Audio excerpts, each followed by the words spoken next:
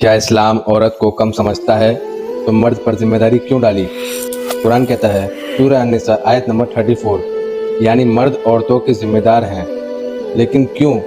कुरान खुद जवाब देता है, यानी क्योंकि खर्च और बोझ मर्द पर डाला गया, औरत पर नहीं। औरत घर चलाना फर्ज नहीं, कमाना फर्ज नहीं, अपना पैसा देना फर्ज नहीं, मर्द पर खर्च करना फर्ज नहीं। आप खुद सोचिए, ज़्यादातर जानवरों में मेल ज़्यादा एक्टिव और स्ट्रांग होते हैं, जैसे शेर, हिरन, परिंदे, कीड़े। वजह इवोल्यूशन के दौरान मेल्स को अपना इलाका बचाना होता, माँ और बच्चों को हिफाजत करना, शिकारी से लड़ना। और सोचो, दो मेल शेर हैं, दोनों अपनी ताकत और शिकार दिखाते हैं ताकि फीमेल शेर उनमें से चूज करे जो स्ट्रांग और कैपेबल है। वही फीमेल के साथ रिप्रोड्यूस कर सकता है। बर्ड्स में भी ऐसा होता है। मेल अपने कलरफुल फेदर यानी अपने पर और डांस और मूव दिखाता है ताकि फीमेल इम्प्रेस हो और उससे बच्चे हो सकें। सिंपल शब्दों में, मेल अपनी ताकत और एबिलिटी दिखाता है और फीमेल डिसाइड करती है किसके साथ बच्चे होंगे। ये इवोल्यूशन का नेचुरल रूल है और स्पीशीज में होती हैं।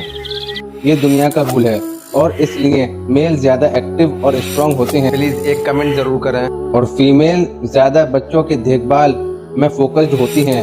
ये कोई अनफेयरनेस नहीं, ये नेचर का बैलेंस है।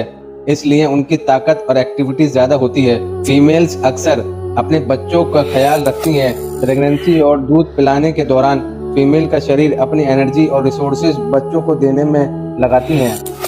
इसलिए फीमेल ज़्यादा टाइम बच्चों की हिफाजत और पालन पोषण में लगाती हैं। शारीरिक ताकत का फर्क, फीमेल फिजिकली स्ट्रांग नहीं होती, लेकिन सहन शक्ति, इंडोरेंस और दर्द बर्दाश्त करने की क्षमता ज़्यादा होती है फीमेल में। मिसाल, इंसान की औरतें चाइल्ड बर्थ, लंबे समय तक बच्चों की देखभाल और एक साथ कई काम करना इजीली झेल सकती हैं। मेल्स ज़्यादा मांसपेशी और स्पीड के लिए बने हैं क्योंकि उन्हें शिकार, लड़ाई और हिफाजत करनी पड़ती है। इस्लाम ने ये प्राकृतिक फर्क ध्यान में रखा है। कुरान कहता है कि मेल जिम्मेदार हैं खर्च और हिफाजत में और फीमेल जिम्मेदार से फ्री है। ये अन्याय नहीं, ये एक प्राकृतिक संतुलन और इंसाफ है।